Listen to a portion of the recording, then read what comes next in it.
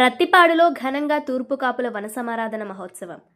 కాకినాడ జిల్లా ప్రత్తిపాడులో కొమ్ముల నల్ల కన్నబాబుకు చెందిన వ్యవసాయ క్షేత్రంలో తూర్పుకాపు వనసమారాధన మహోత్సవం గోపిశెట్టి శ్రీను, అప్పికొండ అయ్యప్పల ఆధ్వర్యంలో ఘనంగా నిర్వహించారు.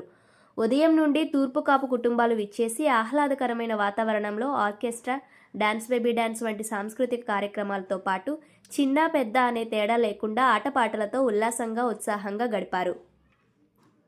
సుమారు 4,000 మందికి పైగా హాజరు కావడంతో భోజనాలు చేయడానికి ఏ ఒక్కరికి ఇబ్బంది కలగకుండా ఎక్కువ స్టాల్స్ ఏర్పాటు చేశారు. తూర్పుకాపుల కుటుంబాలను ఏకం చేయడానికి కృషి చేసిన గోపిశెట్టి శ్రీను, అప్పికొండ అయ్యప్పలను పత్రి రమణ, కట్టమూరి రాంబాబు మరియు కులపెద్దల చేతుల మీదుగా పూలమాలలతో శాలువాలు కప్పి ఘనంగా సన్మానించారు. ఈ సందర్భంగా పత్రి రమణ మాట్లాడుతూ గోపిశెట్టి శ్రీను, అప్పికొండ అయ్యప్పలు వయసులో చిన్నవారైనా చక్కటి ఆలోచనతో అందరినీ ఏకం చేశారని కొనియాడారు. ఇకపై మనమందరం ఐకమత్యంగా ఉండి సంఘంగా ఏర్పడి మన పిల్లల భవిష్యత్తుకు బాసటగా నిలవాలని పిలుపునిచ్చారు.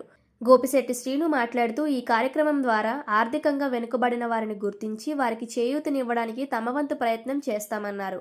అందరూ కలిసికట్టుగా ఉంటూ రిజర్వేషన్లతో పాటు అన్ని హక్కులు సాధించుకోవాలన్నారు. తూర్పుకాపుల సంఘం తరపున ఈవేళ భారీ ఎత్తున 4,000 మందితో ప్రతిపాడులో వనభోజనాలు జరిగినాయి.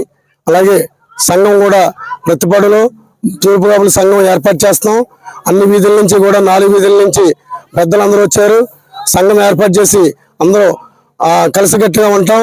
ప్రతి ఏటా ఇలాగ వనభోజనాలు పెట్టి ఒక సంఘం ఏర్పాటు చేసి రేపటి భవిష్యత్తులో పిల్లలకి బీసీ సర్టిఫికెట్లు అన్ని తెచ్చేలాగా తూర్పు సంఘం రిజర్వేషన్ చేసేలాగా మనకి రిజిస్ట్రేషన్ బాడీ రిజిస్ట్రేషన్ కూడా అన్ని విధుల నుంచి తీసుకుని పెద్దలందరినీ రిజిస్ట్రేషన్ చేద్దాం.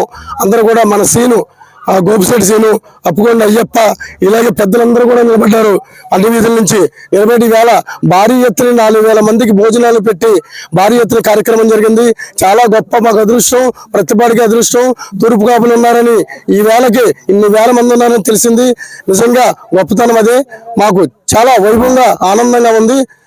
మనం ఏం చేస్తున్నాం అంటే మన పెళ్ళికి వెళ్తున్నాం, తల్లిదండ్రులు మాత్రమే వెళ్తున్నాం, మన పిల్లల్ని తీసుకు వెళ్ళట్లేదు. వాళ్ళు కాలేజీ స్కూల్ అని చెప్తున్నారు. ముందు మన బంధువులు పెళ్ళికి ఆ శుభకార్యాలకి కన్ఫామ్గా మన కుటుంబ సభ్యులను తీసుకువెళ్ళాలని కోరుచున్నాను. కుదిరింది కాబట్టి చెప్తున్నాను. మన కుటుంబంలో పెళ్ళి అయితే కుటుంబ సభ్యులు అందరూ వెళ్ళవలసిందిగా కోరుచున్నాను.